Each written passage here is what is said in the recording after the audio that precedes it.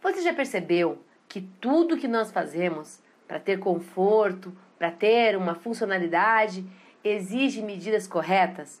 Exige o entendimento do corpo humano para que a gente consiga transcrever a nossa imagem, o nosso perfil, o nosso tamanho para as mobílias e assim elas serem confortáveis. Afinal, se eu sentar num banco muito baixo ou muito alto, não ficará confortável para mim, com a minha estatura. Então, o tema de hoje será o início de todo o processo do desenvolvimento de um projeto, entendendo sobre o corpo humano para poder trabalhar com projetos perfeitos. Eu sou Amanda Marques e hoje eu vou falar sobre a ergonomia do corpo humano. Vamos lá?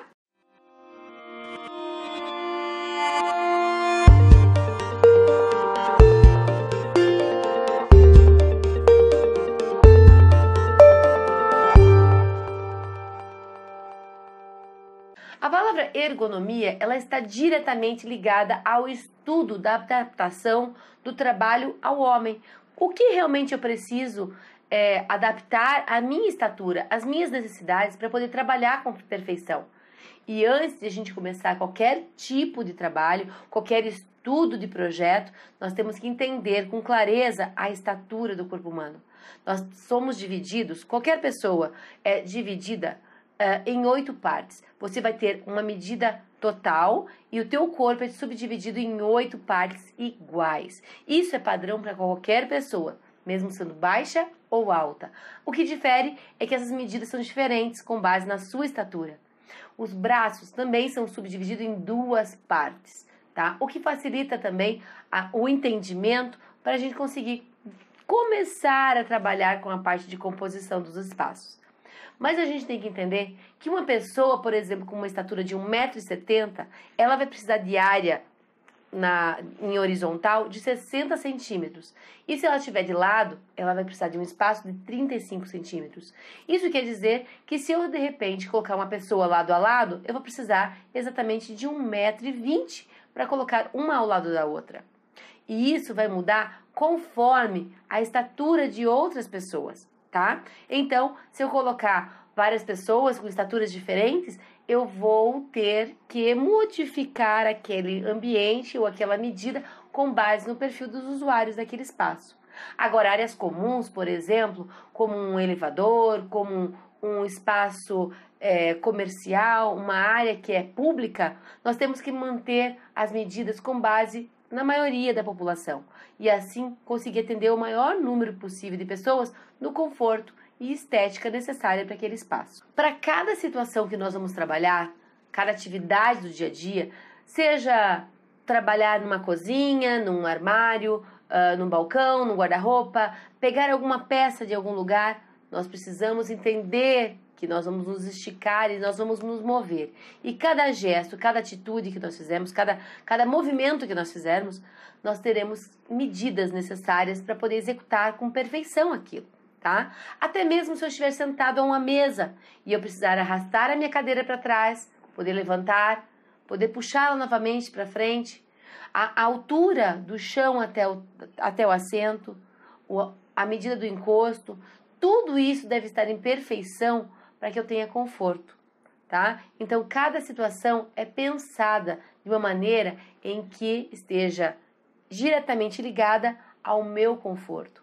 Mas nós somos seres individuais. Então, se uma pessoa é magra, gorda, se ela é mediana, você vai mudar a tua medida e o teu dimensionamento com base não só na altura, mas também no volume que ela vai estar, na proporção dela, né? O volume que ela se apresenta, para você conseguir trabalhar com as medidas e proporções corretas dentro do espaço.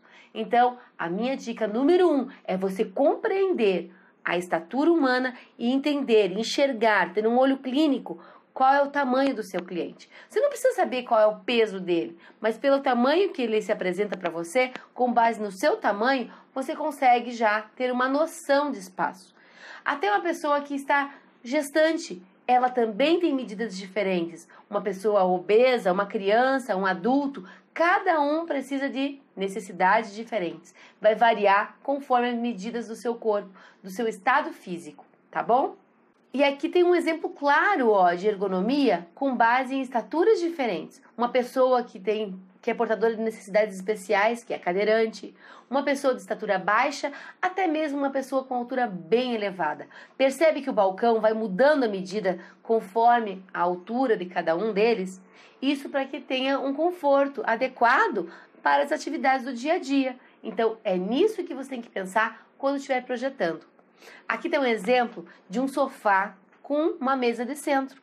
Para fazer a circulação, por exemplo, entre a mesa de centro e o sofá, eu não preciso de uma medida de 60 centímetros, que é o que eu preciso num corredor, para uma pessoa passar tranquilamente. Na verdade, um corredor eu preciso de 80 centímetros. 60 centímetros é somente o espaço da pessoa.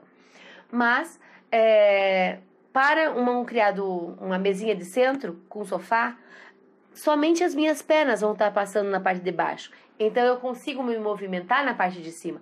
Portanto, eu preciso de 50 centímetros. Eu não preciso de uma medida maior do que isso, tá? Então, analisar essas questões é fundamental para você começar a dimensionar o seu espaço, tá? E cada situação, cada atividade, cada movimentação no espaço requer um tipo de dimensionamento. Então, quando você vai projetar, pense em cada uma das atividades que o teu cliente vai exercer naquele espaço. Qual é a rotina dele? O que realmente ele precisa fazer? Quais são as peças, os objetos, tudo que vai compor aquele espaço, que ele vai colocar ali.